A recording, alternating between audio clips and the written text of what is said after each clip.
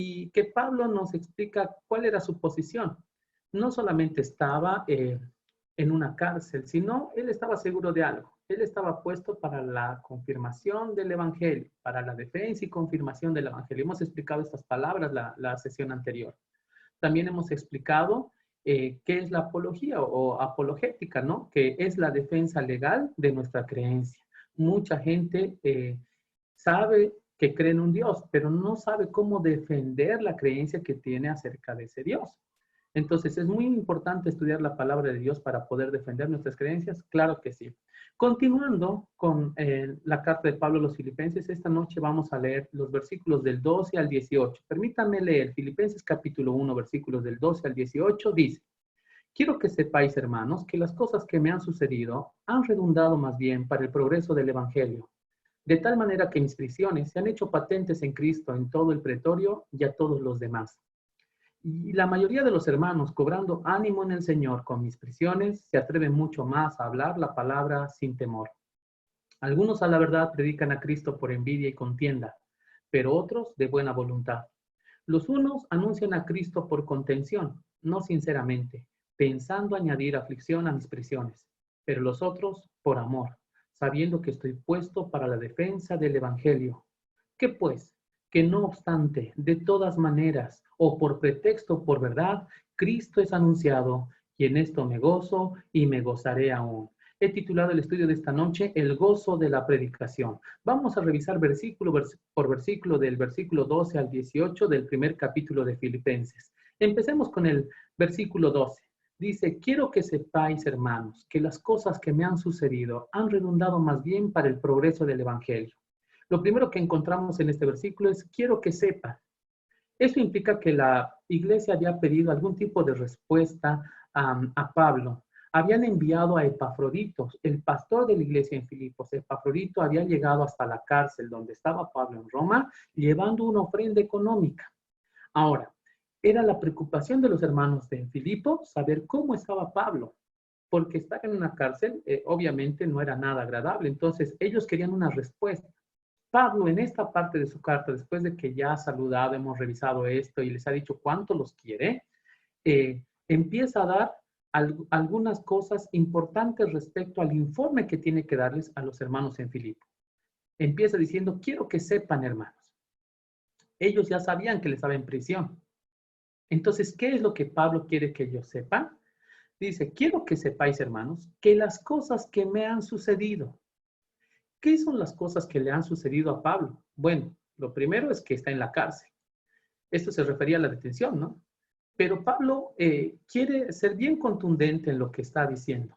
Quiero que sepan, y lo dice con total autoridad, que las cosas que me han sucedido no es como ustedes piensan que yo estoy sufriendo en la cárcel. Sí es cierto que Pablo posiblemente haya estado sufriendo flagelos en la cárcel, pasando hambre.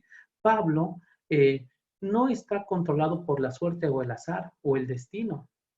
Dios usa aún las cosas que parecen despectivas o negativas de una forma tan maravillosa, hermanos. ¿Eso qué quiere decir? El cristiano verdadero no se mueve por el azar ni por el destino.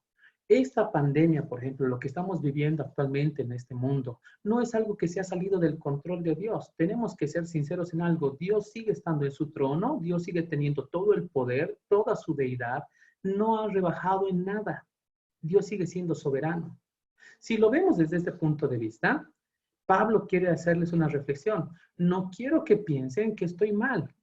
Incluso el hecho de que yo esté en la cárcel es para bien. Ya lo había escrito Pablo en Romanos capítulo 8, versículo 28, cuando Pablo escribe y dice, sabemos que a los que aman a Dios, todas las cosas les ayudan a bien. ¿Eso qué quiere decir? Que si usted en este momento está en una cuarentena, si usted está preocupado por su trabajo, si usted está encerrado en su casa, aún el lugar en el que usted está, el lugar, la situación en la que está en el control de Dios.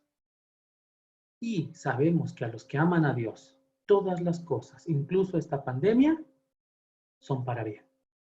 Ahora, dice Pablo, quiero que sepan, hermanos, que las cosas que me han sucedido han redundado más bien, y no como ustedes que piensan que tal vez estoy muriéndome en la cárcel y extendiendo la mano, han redundado más bien para el progreso del Evangelio. Pablo encontró cuál es la clave en el momento en el que está en la cárcel. Él encontró el propósito por el cual está en la cárcel. ¿Para qué está en la cárcel? Para el progreso del evangelio. Este término progreso tenía dos orígenes etimológicos. El primero es un término militar para el avance de las tropas a través de terrenos difíciles por medio del avance de exploradores, eliminación de barreras. ¿Qué quiere decir esto? Progreso es un término militar que se utilizaba para cuando alguien tenía una misión y tenía que llegar a cierto objetivo, quitar cualquier tipo de obstáculo. El segundo es la raíz etimológica que habla acerca de que esta palabra progreso era utilizado por los filósofos griegos estoicos como un lema para el difícil camino hacia la sabiduría. ¿De qué tipo de progreso está hablando Pablo? De aquel que le permite avanzar en la expansión del evangelio. Por eso dice, ha sido redundado más bien para el progreso del evangelio. Ya hemos explicado en nuestra sesión anterior qué es el evangelio. El evangelio es que Cristo Jesús vino a morir por los pecados, desde los cuales, dice Pablo, yo soy el primero. Que Él murió, que fue sepultado y que resucitó al tercer día. Este es el evangelio, son las buenas noticias. Dios envió a su Hijo por nosotros. Ahora, estas buenas noticias, esta palabra evangelio que se traduce como buenas noticias, tienen que progresar, tienen que expandirse. ¿Cómo se expande o cómo progresa el evangelio? Es una muy buena pregunta. Ahora, yo voy a utilizar un versículo que tal vez ha sido muy mal utilizado en este tiempo para explicar cuál es el progreso del evangelio. ¿Cómo progresa el evangelio? Actualmente, hermanos, actualmente nosotros tenemos un avance del evangelio a nivel mundial. Hay muchas iglesias evangélicas en diferentes partes del mundo. Mire, Juan capítulo 14, versículo 12, escuche lo que dice. De cierto os digo, el que en mí cree, las obras que yo hago, él las hará también, que aún mayores hará, porque yo voy al Padre. Este es uno de los versículos de la Biblia que ha sido muy mal interpretado. ¿Por qué? Porque Jesús dijo, los que en mí creen, las obras que yo hago, y ahí se detienen muchos y dice, ¿de qué está hablando? ¿De qué obras? La gente piensa que Jesús está hablando de los milagros que él hacía. Entonces la gente interpreta, las obras que yo hago, los que creen en mí, ellos también las van a hacer. Y aún mayores harán. Y la peor interpretación que se ha dado acerca de esto es que si Jesús sanó a 30, 50 personas en su ministerio, actualmente se deberían sanar a miles y miles. Pero no está hablando de sanidad el versículo. No está hablando de sanidad. Dice, la clave de interpretación en el versículo de Juan 14, 12 es porque yo voy al Padre. ¿Qué quiere decir esto? Que Jesús ya no iba a estar. Entonces, como Jesús ya no iba a estar, ¿quiénes se tenían que encargar de predicar? Los discípulos. ¿Y cómo puedo saber yo que las obras de las que habló Jesús no eran referentes a milagros de sanidad? Bueno, sencillamente porque en el tiempo que Jesús hizo ministerio, no sanó a todo el mundo. Hay gente que piensa que Dios, si es bueno, debería sanar a todo el mundo. Y eso no es verdad. ¿Por qué? En Marcos capítulo 6, versículo 5, usted lo puede revisar en su casa, se va a dar cuenta de algo. Jesús no siempre sanaba a las personas. Es más, en Marcos capítulo 6, versículo 5, cuando él volvió a su tierra, no pudo hacer ahí muchos milagros. O sea, no sanó a todo el mundo. Marcos, el autor del libro, nos dice de qué le sirve al hombre ganar el mundo entero si se pierde su alma. O sea, el enfoque del evangelio no está en la sanidad física ni en la prosperidad material. La gente piensa, si Jesús multiplicó 5 panes y 2 pescados, entonces aquí tenemos que hacer llover oro en nuestras iglesias. Es la peor interpretación que nosotros podemos dar de este versículo. Lo que Jesús estaba diciendo cuando él dijo, las obras que yo hago, ustedes las harán también y aún mayores harán, tiene que ver con la expansión del evangelio. Eso es poder. Si la gente piensa que el poder de Dios está enfocado en la sanación física, y no estoy diciendo que Dios no sana por si acaso, yo creo firmemente que Dios tiene poder para sanar, pero aferrándome a lo que dice la Biblia, si una persona estuviera sano, pero no es salvo, igual se va a ir al infierno. Este es el problema. Hay mucha gente que tiene un conocimiento de Dios, cree en un Dios poderoso, pero no le ha entregado su vida. Y este es un serio problema porque el evangelio está enfocado en eso, a que las personas conozcan a su Salvador. ¿De qué le sirve ir a una iglesia a usted y recibir sanidad física si usted no ha entregado su vida a Cristo? Este es un problema. El poder del Evangelio, el poder de Dios radica en el Evangelio. Por lo menos Romanos capítulo 1, versículo 16, que es otra carta maravillosa que Pablo escribe, dice, porque no me avergüenzo de qué? Del Evangelio. ¿Por qué? Porque el Evangelio es poder de Dios. En Hechos capítulo 1, versículo 8, ya Jesús les había dicho, pero recibiréis poder, les dijo a sus apóstoles, recibiréis poder cuando haya venido sobre vosotros el Espíritu Santo. ¿De qué poder estaba hablando? La gente sigue pensando que el poder de Dios es para que la gente sea tumbada en sus iglesias. La gente sigue pensando que el poder de Dios es para que una persona se haga millonaria. No, el poder de Dios es para salvación. Eso es el Evangelio, es poder de Dios. La palabra poder viene de una palabra en griego que es dunamis. Esta palabra dunamis significa expansión, es un poder de expansión. Muchos años después de esta palabra, los chinos habían inventado ya la dinamita. De ahí pues viene la palabra dinamita, de dunamis. Pero por si acaso, el poder de la dinamita no es la explosión misma, sino el daño que puede causar colateralmente. Esto es expansión. ¿Qué es lo interesante del Evangelio? El Evangelio empezó a progresar. Si ustedes revisan lo que estamos estudiando nosotros en Filipenses, la iglesia en Filipos está ubicada en Europa. Pregunta de $1.000.000. ¿Jesús fue a Europa? No fue. No tenemos evidencias históricas ni bíblicas que Jesús haya ido a otro continente. Ahora usted va a entender algo mucho mejor. Jesús dijo, las obras que yo hago ustedes las harán, pero aún mayores harán. Pregunta de $1.000.000. ¿Cuánto público tuvo Jesús en una de las mejores prédicas que dio? En Mateo capítulo 5, 6 y 7, si usted revisa la Biblia, Jesús tuvo frente a él en el Sermón del Monte alrededor de 10,000 personas, más o menos 10,000 personas. ¡Wow! Es el público más grande que estuvo escuchando una predicación de Jesús. Pero actualmente, escúcheme, actualmente, cuando una persona predica, por ejemplo, por las redes sociales, como lo estamos haciendo nosotros esta noche, esa predicación podría llegar a miles, a millones de personas al mismo tiempo. Ahora usted entiende, las cosas que yo hago, ustedes también las harán, y aún mayores harán, porque yo voy al Padre, yo ya no voy a estar. Pablo lo entendió de esa manera. Pablo tenía que predicar el Evangelio porque ahora éramos nosotros, los seguidores del Señor, los que teníamos que hacer que el Evangelio progrese, se expanda.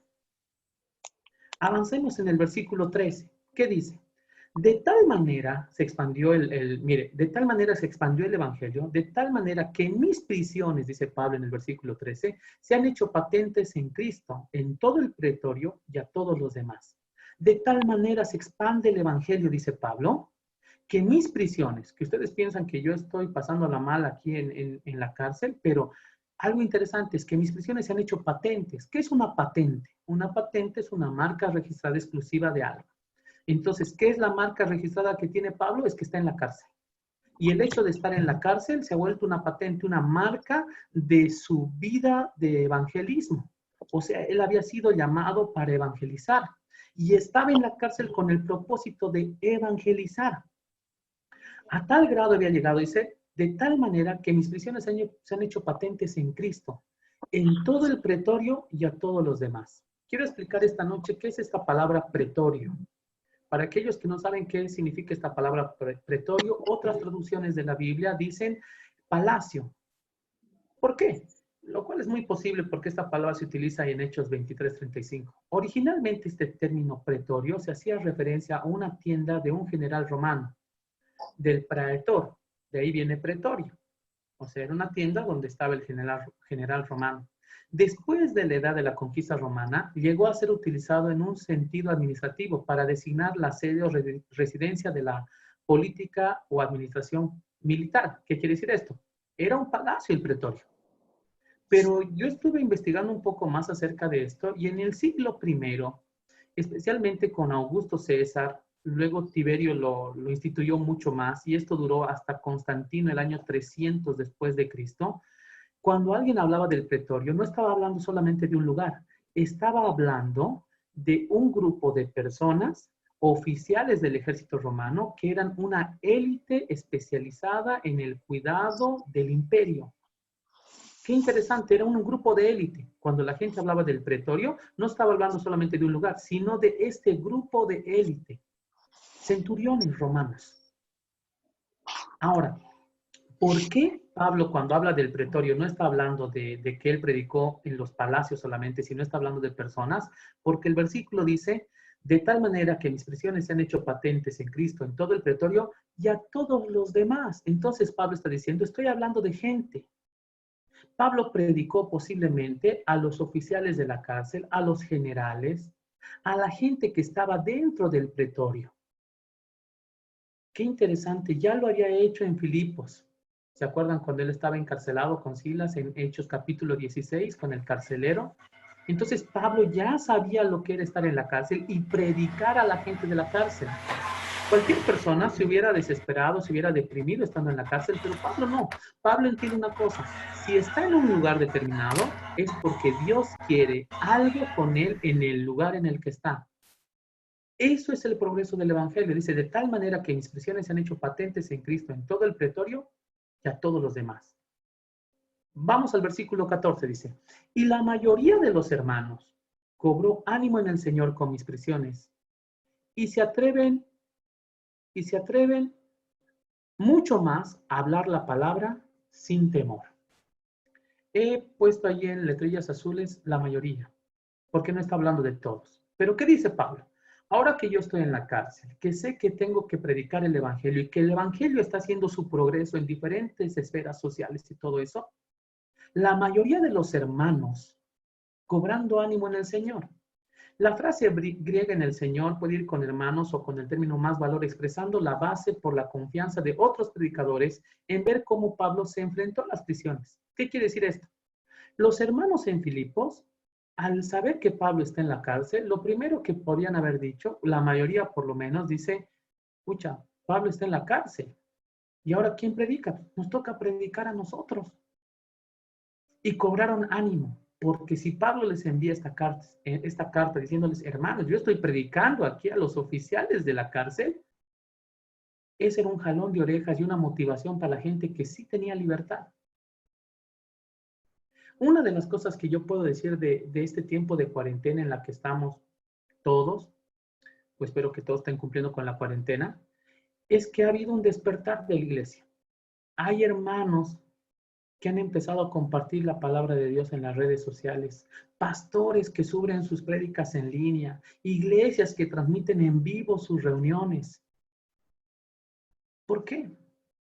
Porque esto es el ánimo que nosotros tenemos. Tal vez era más fácil cuando estábamos libres y no estábamos en cuarentena.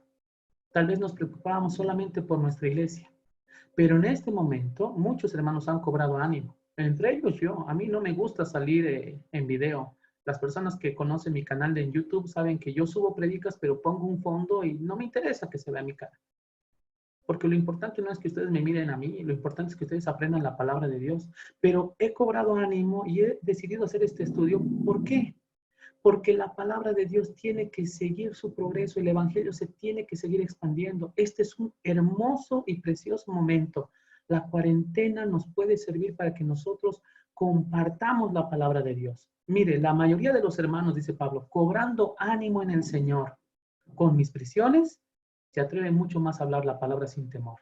Pablo es el ejemplo. Pablo dice, yo estoy en prisión, hermanos, y sigo predicando. Ahora cobren ánimo, que el Señor les dé fuerzas.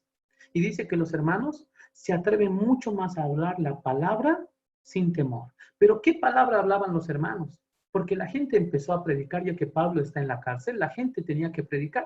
¿De qué palabra predicaban?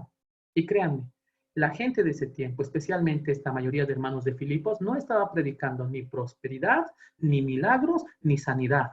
Estaban predicando la palabra sin temor. ¿De qué palabra está hablando? Bueno, voy a hacer un pequeño resumen. En 1 Timoteo capítulo 1, versículo 15, Pablo dice acerca de la palabra fiel y digna de ser recibida por todos, que Cristo Jesús vino al mundo para salvar a los pecadores, de los cuales yo soy el primero. Este es el mensaje, este es el evangelio, esta es la palabra que tenemos que predicar. En este momento hay mucha gente que debe estar predicando prosperidad, debe estar predicando tú lo vas a lograr, vamos a vencer todos juntos. Estoy seguro de que hay un montón de enseñanzas que están circulando por las redes sociales. Pero para ser bíblicos, hermano, nosotros tenemos que empezar a predicar la palabra de Dios. Y la raíz de la palabra de Dios no está ni en la prosperidad ni en la sanidad física. Está enfocada en que las personas que escuchen este mensaje o cualquier persona que predica la palabra de Dios, cualquiera sea el tema que toque, enfoque su enseñanza a que las personas reciban a Cristo. Esto es lo que nosotros nos tenemos que atrever. Porque charlatanes hay muchos, pero predicar la palabra de Dios tal y como está, eso es otra cosa. Y no tenemos que tener miedo. Porque va a ser difícil predicar la palabra de Dios. Sí, es difícil. ¿Sabe por qué? Y aquí Pablo lo va a explicar. Versículo 15, avancemos un poco más. Versículo 15. Algunos, dice Pablo, a la verdad, predican a Cristo por envidia y contienda. ¿Se acuerda que hace rato en el versículo 14 había dicho, la mayoría de los hermanos? No, entonces no todos. Pablo va a hablar de otro grupo de hermanos que sabiendo que él está en la cárcel, también van a empezar a predicar. Pero ¿cuál es el motivo de su predicación? ¿Qué estarán predicando? ¿Será que están predicando la palabra de verdad? Bueno, Pablo hace una explicación de esta gente. Dice, algunos a la verdad predican a Cristo por envidia y contienda. Este es uno de los versículos más complicados que yo pude revisar para hacer este estudio. No cabía en mi cabeza que estamos hablando de hermanos en la fe que tengan envidia y rivalidades entre sí. Pero es verdad, hermanos. En este momento, una de las cosas que más daña a las iglesias es la envidia y la rivalidad. ¿Por qué? Hay mucha gente que tiene miedo, por ejemplo, de invitar a un pastor a su iglesia. Porque ¿qué tal si el pastor predica mejor que yo? ¿Y qué tal si los hermanos lo quieren escuchar más a ese pastor que a mí? Entonces empieza a sembrar muchas veces dentro de los líderes de la iglesia un tipo de celo, de envidia, de rivalidad. Muchas veces que yo he sido invitado a algunos lugares, he sido recibido muy bien, pero en otros lugares hasta mi carnet de identidad me han pedido. ¿Por qué? Porque la gente tiene miedo. Ahora, quiero hacer una gran diferencia entre aquellas personas que cuidan a quienes van a invitar a sus iglesias a predicar y aquellas personas que están buscando envidia y rivalidad, que dejan que la envidia crezca en su corazón. Pablo habla de estas personas. Algunas personas predican a Cristo. Están predicando a Cristo, escúcheme bien, pero lo predican por envidia. La envidia es una de las cosas más tóxicas. ¿Cómo puedo combatir yo con la envidia dentro de la iglesia? Mire, hay líderes dentro de las iglesias que tienen envidia de otros líderes y de cómo otros líderes desarrollan su ministerio. Pablo en 1 Corintios capítulo 13, versículo 4 nos da el antídoto contra la envidia. ¿De qué habla Pablo en 1 Corintios capítulo 13? Pablo dice, el amor es paciente, es bondadoso, el amor no tiene envidia. Si una persona quiere luchar contra la envidia que puede estar sucediendo dentro de su iglesia o dentro de su entorno eclesial, hágalo con amor. Hágalo con amor. ¿Por qué? Tenemos que entender algo. Todos aquellos que somos líderes, todos aquellos que predicamos la palabra y todos los que tenemos algún tipo de cargo dentro de las iglesias. Pablo había escrito ya en 1 Corintios capítulo 12 que todos tenemos diversidad de dones. ¿Qué quiere decir esto? Si usted me pone a mí a dirigir un ministerio de alabanza, yo soy un cero a la izquierda. No tengo ese llamado, no tengo esa habilidad, ese talento, no lo tengo. Lo mismo pasa dentro de los dones espirituales. Hay algunos que han sido llamados y tienen el don de la enseñanza, otros no. Y no tenemos por qué estar codiciando o envidiando a aquella persona que está desarrollando su ministerio. ¿Por qué? Porque cada uno dentro del cuerpo de Cristo tiene una función. La persona diácono que arregla las sillas en tu iglesia, aquella persona que se preocupa por el refrigerio de la escuela dominical, aquel hermano que cuenta a los hermanos de tu congregación los días domingo, todos son importantes y todos tienen una función. Incluso aquellos que tienen menos honra son más honrosos, dice Pablo. Es muy importante, hermanos, no dejarnos guiar por la envidia. En 1 Corintios 4, versículo 7, Pablo dice, porque ¿quién te hace superior? ¿Y qué tienes que no hayas recibido? Y si lo recibiste, ¿por qué te jactas como si no lo hubieras recibido? Uno de los peores daños que recibe la iglesia es que haya envidia entre los hermanos dentro de la iglesia. Peor todavía cuando una persona predica la palabra de Dios, pero lo hace por envidia, por querer eclipsar o opacar a otro hermano. Todos dentro de la iglesia somos importantes, somos un cuerpo y no podemos menospreciar a ninguno de los hermanos. El pastor que está al frente predicando, delante de Dios, tiene la misma condición que aquel hermano que está repartiendo Biblias, que aquel hermano que está limpiando las sillas de la iglesia. No hagamos las cosas por envidia. No prediquemos a Cristo por envidia. Y la otra palabra que utiliza Pablo, algunos predican a Cristo por envidia y contienda. La palabra rivalidad o contienda aparece muchas veces en las cartas de Pablo y en esta carta de Filipenses va a aparecer muchas veces. Ahora escuche lo que dice. Rivalidad o contienda vienen de una palabra griega que es eris, que incluye el significado de provocar, refiriéndose a los demonios, los espíritus que provocan conflictos. ¿Usted sabía que cuando una persona está empezando a generar conflictos dentro de su iglesia, esto es una actividad demoníaca? Y no estoy hablando de espíritu de confusión, espíritu de hipocresía, no estoy hablando de catalogar espíritus, estoy hablando de que el generar conflictos dentro de una iglesia es una actividad satánica. ¿Por qué? Esa palabra contienda hace referencia a una palabra griega, eris, como hemos dicho, que se refiere a demonios o espíritus que provocan conflictos. Hay otros factores externos que pueden dañar la iglesia, sí, pero no tanto como la envidia y como las rivalidades dentro de la iglesia. Escuche lo que dice Pablo. Algunos a la verdad predican a Cristo por envidia y contienda, pero aquí viene el alivio. Pero otros de buena voluntad. Así que tenemos dos grupos de gente que predica el evangelio. Unos que predican por envidia o por contienda, queriendo ganarle a este pastor, queriendo sobresalir y que no predique mucho tiempo porque me voy a opacar y porque yo soy aquí el que tengo más rango dentro de la iglesia. Pero Pablo habla de otro grupo de hermanos. Otros predican a Cristo de buena voluntad. Profundizando en estos dos grupos, versículo 16 dice, los unos anuncian a Cristo por contención. Aquellos de contienda, de envidia, ¿se acuerda? Estos dice, anuncian a Cristo por contención. ¿Qué es esta palabra contención? El término contención significaba originalmente hilar por pago. O sea, ¿qué quiere decir esto? Tú haces algo, nosotros te pagamos por lo que estás haciendo. Pero llegó a ser usado en el sentido de una arrogancia aristocrática contra los que tenían que trabajar para ganarse la vida. ¿Qué quiere decir esto? Algunos anuncian a Cristo por plata. Eso está diciendo. Gente que en este momento, a título de predicar la palabra de Dios, le está poniendo un precio cuando uno los invita, digamos, a predicar. Ahora, yo no estoy diciendo que no hayan personas que merezcan recibir una ofrenda o un salario porque dedican su vida, su tiempo al ministerio. Por ejemplo, mire, 1 Corintios capítulo 9, versículos del 13 al 15 dice, ¿no sabéis que los que trabajan en las cosas sagradas comen del templo y los que sirven al altar, del altar participan? Así también ordenó el Señor a los que anuncian el evangelio, dice Pablo, que vivan del evangelio. Y Pablo aclara y dice, pero yo de nada de esto me he aprovechado. Si en este momento hay pastores que están escuchando la palabra de Dios y tienen miedo de que por la cuarentena las iglesias no tengan los recursos económicos para poder sustentarlos, hermanos, confiemos en el Señor. Y la reflexión para todos aquellos que nos congregamos en una iglesia, no nos olvidemos de nuestros pastores.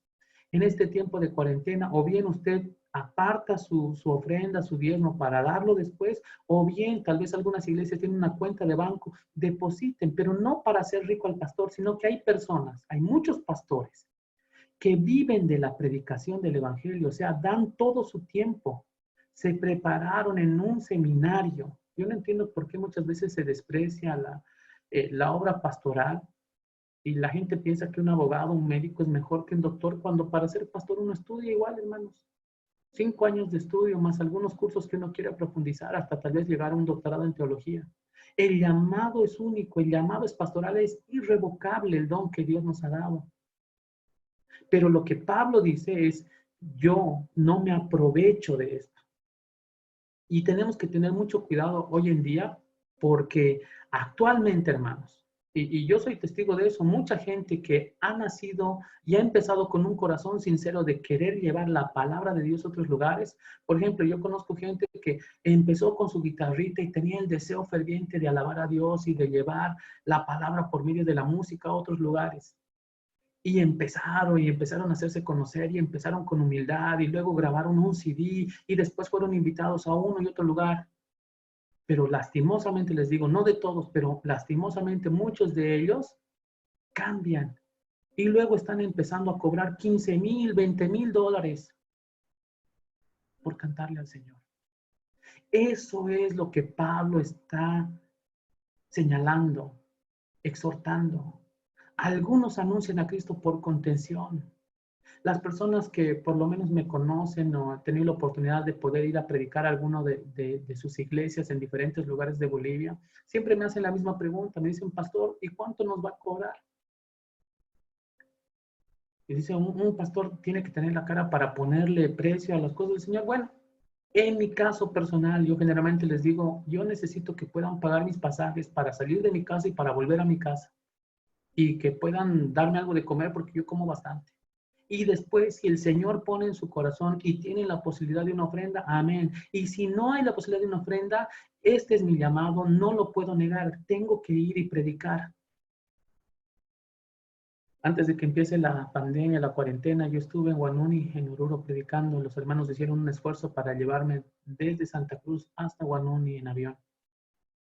Hermanos, es un privilegio predicar.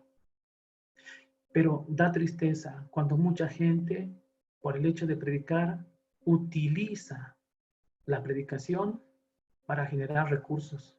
Qué triste es escuchar de pastores o autoproclamados apóstoles que les piden a sus feligreses que les den directamente sus diezmos para ellos. Qué triste es escuchar cuando hay apóstoles que les piden que sus iglesias les regalen un auto nuevo. Pablo no ve el evangelio de esa manera, hermanos. Pablo dice, algunos anuncian a Cristo por contención.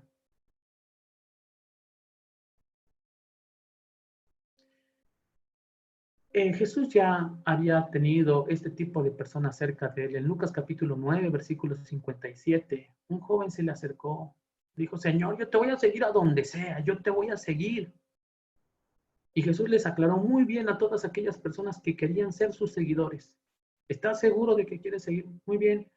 Por si acaso las aves tienen sus nidos, las zorras tienen su madriguera, el Hijo del Hombre, hablando de él mismo, no tiene dónde recostar la cabeza. En pocas palabras, si quieres ser evangelista, si quieres seguir a Jesús, ten cuidado. ¿Estás seguro? Puede ser que una piedra sea tu almohada. ¿Y saben qué dijo este joven? Le dijo, Señor, deja que primero vaya a enterrar a mis papás. La predicación del evangelio es un privilegio, pero cuando la gente te dice, tú no vas a ganar de esto, tal vez hay personas que van a empezar a pensar 2, 3 veces si realmente quieren hacerse pastores. Ninguno que ponga la mano en el arado, dice la Biblia, y mira para atrás, es digno del reino. Así que si alguno de ustedes que esté escuchando esta transmisión, el Señor ha puesto en su corazón un llamado para la predicación del Evangelio o de prepararse en un seminario, no mire atrás. Uno no se hace pastor para hacerse millonario, hermano. No. Algunos, dice Pablo, y eso es lo que nos da algo de tranquilidad del pasaje, algunos anuncian a Cristo por contención, no sinceramente, pensando añadir aflicción a mis prisiones, dice Pablo. Ellos piensan que si ellos predican por ganar dinero, empiezan a lucrar con el Evangelio, yo me voy a afligir más. Pero Pablo tiene una contraparte a esto. El otro grupo, versículo 17, leamos. Pero los otros, los que anuncian la palabra de buena voluntad, dice, pero los otros lo hacen por amor. sabiendo que estoy puesto para la defensa del Evangelio. ¿A qué se refiere Pablo? Hay hermanos en este momento, en diferentes lugares del mundo, que están predicando la palabra sinceramente. ¿Cómo se tiene que predicar la palabra? ¿Cómo sé que el evangelio que me están predicando tiene y viene y procede de algo bueno? Cuando la predicación es por amor. Y ahora, este amor no quiere decir simplemente dar abracitos en la iglesia, besitos o bendiciones a los hermanos, un mensaje bonito por WhatsApp. El amor para el creyente es la evidencia, el signo de un verdadero creyente. En Juan capítulo 13, versículo 35, Jesús había dicho, en esto van a conocer que ustedes son mis discípulos, si tienen amor los unos por los otros. Un símbolo de cristianismo, más allá del pescadito, del ictus, de lo que usted quiera, es el amor que debemos tener. Por amor predicamos. Ese es el origen de nuestra predicación. Amamos a las personas y nos duele cuando vemos personas que se están yendo al infierno. Yo tengo estudiantes a los que diariamente enseño la palabra de Dios y muchas veces me da pena ver las decisiones y actitudes que tienen. ¿Por qué? Porque los amo sinceramente y deseo en mi corazón que ellos entiendan y conozcan y acepten el amor de Dios. Cuando nosotros predicamos es porque hemos recibido el amor de Dios expresado en el sacrificio de su único Hijo. ¿Cómo se entiende el amor según la Biblia? En Juan capítulo 3, versículo 16 dice, porque de tal manera amó Dios al mundo, que ha dado a su único Hijo, para que todo aquel que en él cree no se pierda, mas tenga vida eterna. Muy bien, entonces si una persona entrega su vida a Cristo, recibirá el amor de Dios expresado en el sacrificio de su Hijo. En esto consiste el amor, dice la primera carta de Juan, capítulo 4, versículo 10, dice, en esto consiste el amor, no en que nosotros hayamos amado a Dios, no, sino en que Él nos amó a nosotros primero y entregó a su Hijo en propiciación por nuestros pecados. Cuando una persona entiende el amor de Dios y que ese amor me ha salvado a mí también, entonces recibirá de este amor, reconocerá este amor, entregará su vida a Cristo. Y una de las señales que sí o sí no se va a poder evitar es que ese amor va a desbordar a tal nivel de que va a querer predicar el evangelio a otras personas. Es que yo tengo un regalo precioso, hermanos. El evangelio es el regalo precioso que tiene el creyente. No es posible que no lo quiera compartir. Tenemos que compartirlo. Pablo dice, los otros, el otro grupo, predica el evangelio por amor, sabiendo, dice Pablo, que estoy puesto para la defensa del evangelio.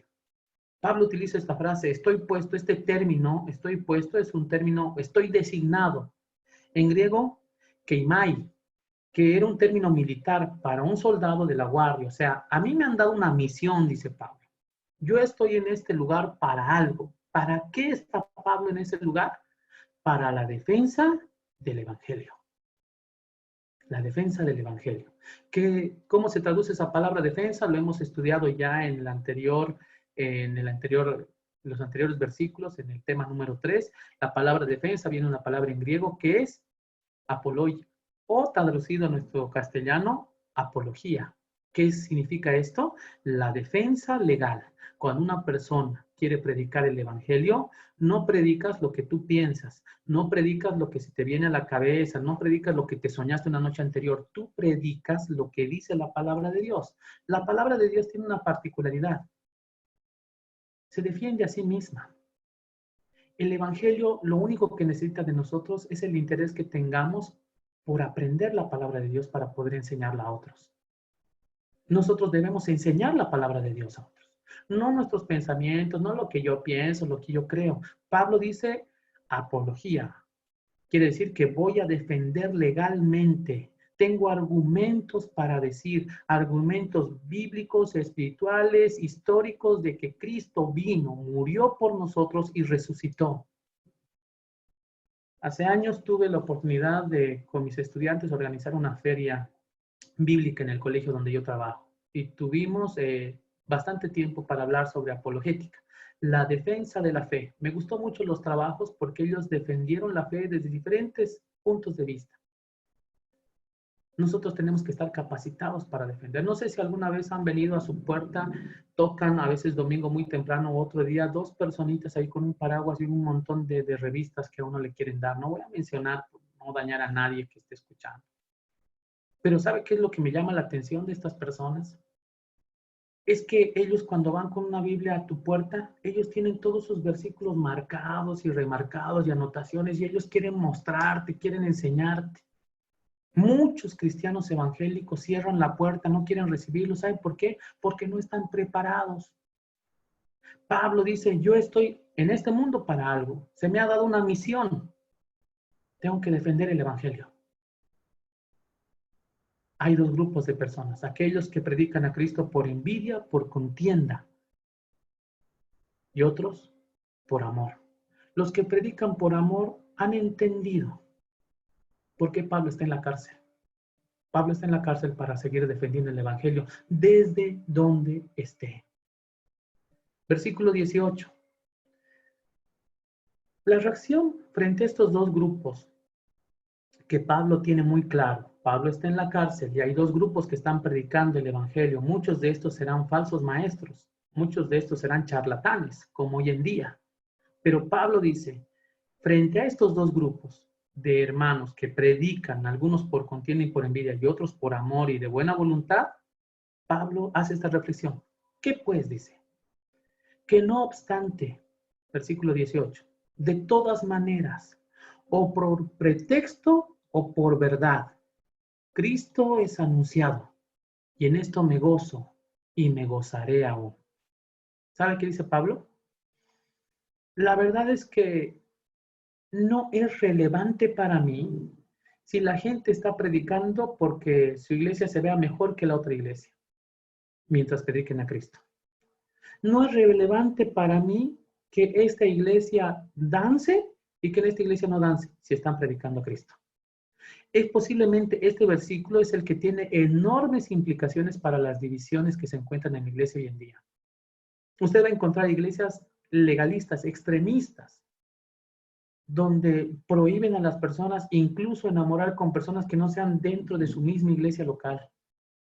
Iglesias donde no les permiten a las mujeres sentarse cerca de los varones y todavía les piden que utilicen faldas largas y cero maquillaje, cero aretes. Iglesias que han llevado este tema a una diferencia, no doctrinal, sino diferencia de pensamiento.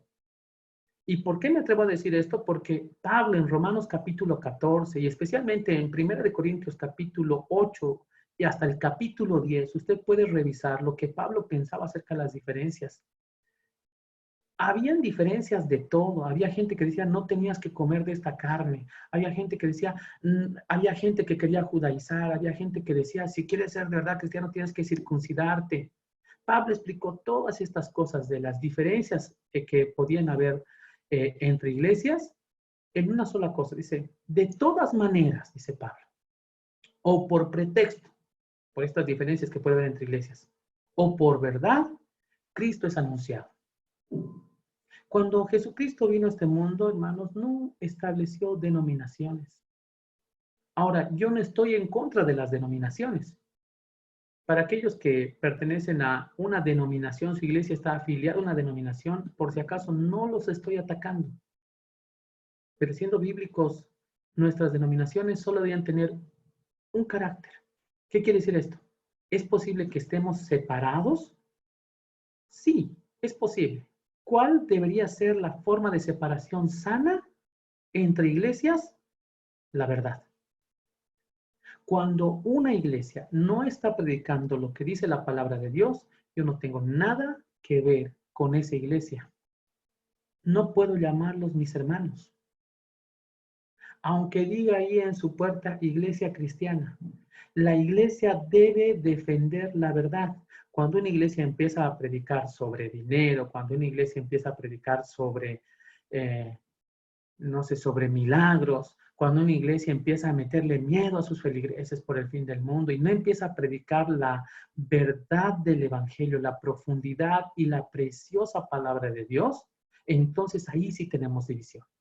Ahí sí tenemos que tener división. Mucha gente me ha dicho a mí, pero si todos los caminos llevan a Dios, no, no todos los caminos llevan a Dios. No, la verdad es relativa. No, la verdad no es relativa. Hay una verdad según la Biblia. Y esto cualquier persona que es creyente en Jesucristo debería entenderlo. Dice Pablo, ¿qué pues? Que no obstante, de todas maneras, o por pretexto o por verdad, o por diferencias que tengamos sobre el uso de la falda en la iglesia, o por la palabra de Dios, Cristo es anunciado. Ahora, quiero explicar esta palabra verdad. Esta palabra verdad es un término y su forma está relacionada, se deriva a su equivalente en el Antiguo Testamento. Su equivalente en el Antiguo Testamento es emet. Esta palabra en el Antiguo Testamento se traduce como confiabilidad, fidelidad. ¿Qué quiere decir esto? Cuando una persona predica o cuando una persona se aleja de cierto círculo eclesial, tiene que ser porque ha encontrado en la palabra de Dios la verdad. ¿Qué es la verdad? Bueno, para muchos, un enfoque de la verdad es que la Biblia es verdad. Sí, tenemos eso claro. Por ejemplo, Juan capítulo 17, versículo 17 dice, santifícalos en tu verdad, tu palabra es verdad. Entonces, el primer enfoque que tenemos de la verdad es que la Biblia es la verdad. Por eso es confiable, por eso es fidedigna. Pero aquí viene el segundo enfoque que es mucho más interesante. En Juan capítulo 1, versículos del 1 al 14, usted empieza Juan 1:1 y lee y dice, en el principio era el verbo y el verbo estaba con Dios y el verbo era Dios. Bueno, esto en doctrina se explica, es un versículo muy profundo para explicar, pero quiero utilizar otra traducción. Otra traducción de este mismo versículo dice, en el principio era la palabra y la palabra estaba con Dios y la palabra era Dios. Si usted lee Juan capítulo 1 hasta el versículo 14, le va a decir algo de esta palabra. La palabra se hizo carne, dice. Y esta palabra se hizo carne y habitó entre nosotros. O sea, esta palabra de verdad se hizo hombre. Para nosotros la verdad es la Biblia, pero para nosotros la verdad también es Jesucristo. Mire, a tal grado es esto que en Juan capítulo 8, versículo 32, Jesús dijo, y conoceréis la verdad, y la verdad os hará libres. Y más adelante da la explicación de esto en Juan capítulo 14, versículo 6. Ustedes han escuchado este versículo muchas veces. Él dijo, yo soy el camino, yo soy la verdad. Si usted revisa, entonces Jesús dice, conocerán la verdad. En pocas palabras, me conocerán a mí. ¿Cómo conozco a Jesucristo? A través de su palabra. A través de su palabra. Entonces, terminando ya esta noche, dice Pablo en el versículo 18, que pues, que no obstante, de todas maneras, o por pretexto, por verdad, ya sea por envidia, porque este pastor no le cae el otro pastor, pero está predicando a Jesucristo. Y dice Pablo, Cristo es anunciado. Y en esto me gozo, y me gozaré aún. ¿Sabe qué es lo lindo de esta cuarentena? Hay una infinidad de pastores que están predicando la palabra de Dios en línea. Usted no sabe el miedo que hay cuando uno se pone frente a una cámara y empieza a compartir la palabra de Dios. A mí me tiemblan en las rodillas cuando estoy detrás de un púlpito, mucho más ahorita que estoy frente a una pantalla. Pero ¿sabe qué? Es necesario. Es necesario. Para terminar esta noche, como una conclusión de nuestro estudio de esta noche, escuche bien, ninguna pandemia se sale del control de Dios. Y tal vez precisamente estamos en cuarentena para que valoremos la predicación del Evangelio libremente. Porque muchas veces cuando no había cuarentena ni a nuestras iglesias íbamos o llegábamos tarde. Pero actualmente tenemos que valorar la predicación del Evangelio. Batallemos contra la envidia y la contención. Sí, dentro de nuestras iglesias puede ser que haya envidia, que haya rivalidades. Batallemos contra esto, pero hagámoslo con amor. Pablo ya puso el antídoto en 1 Corintios 13. El amor no es jactancioso, no se envanece. Ningún predicador se tiene que creer mayor que los demás. Ningún predicador tiene que tener miedo de perder su pastorado porque otro pastor apareció y predica más bonito. No, hermanos. Veamos la predicación del Evangelio como un privilegio, no como un negocio. La palabra de Dios no debe ser negociada. Qué triste es escuchar que hoy en día hay gente que cobra $7,000, $5,000 por ir a predicar y llenar un estadio. Y hay gente que tiene el cinismo todavía de llenar una iglesia y luego venderla a otro pastor con todo diezmos y ofrendas. No, veamos la predicación del evangelio como un privilegio. Valoremos a los pastores que predican la palabra de Dios sinceramente y de buena voluntad. Si ustedes, mis hermanos que me están escuchando, tienen un pastor que está buscando la forma, porque hay muchos pastores mayores, ¿sabe qué? Yo los admiro porque hay pastores mayores que tal vez no están actualizados, que no saben cómo manejar la tecnología, pero están buscando la forma de predicar la palabra de Dios. Valoremos a los pastores. Yo valoro a mi pastor. El pastor principal de mi iglesia está buscando la forma de seguir en contacto con los hermanos a través de las redes sociales. No sabemos manejar muy bien las redes, pero se está haciendo, hermanos. Valoremos el trabajo de los pastores que predican a Dios sinceramente y de buena voluntad. ¿Sabe por qué? Porque el poder no está en el predicador. El poder está en la palabra.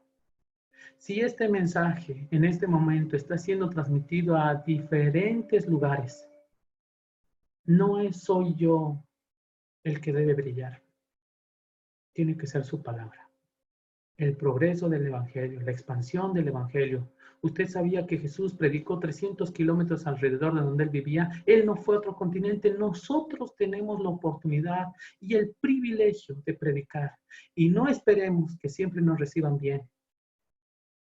Porque la predicación del evangelio siempre va a tener que estar metido con pecado, con condena, con sacrificio. Y esas cosas a la gente no le gusta escuchar. Es más bonito cuando alguien te predica de prosperidad y sanidad, pero cuando tú quieres predicar el evangelio vas a tener que hablar de pecado, de arrepentimiento y de sacrificio. Si lo estás haciendo, que Dios te ayude. Quiero esta noche animar a todos los pastores en diferentes lugares de Bolivia y fuera de Bolivia, si es que llegan a escuchar esta transmisión. Estamos en los últimos tiempos. No tenemos miedo, porque nuestra posición en este último tiempo no es dar palabras de miedo a nuestros hermanos. Nuestra posición como pastores en este momento es predicar la palabra con amor, a tiempo y fuera de tiempo. El evangelio tiene que llegar. Esa es nuestra parte en el fin del mundo. Por si acaso usted como pastor, nuestra tarea en lo que viene en los últimos hechos, ya como Jesús lo mencionaba en los últimos días, es predicar la palabra sin temor. Prediquemos la palabra, hermanos.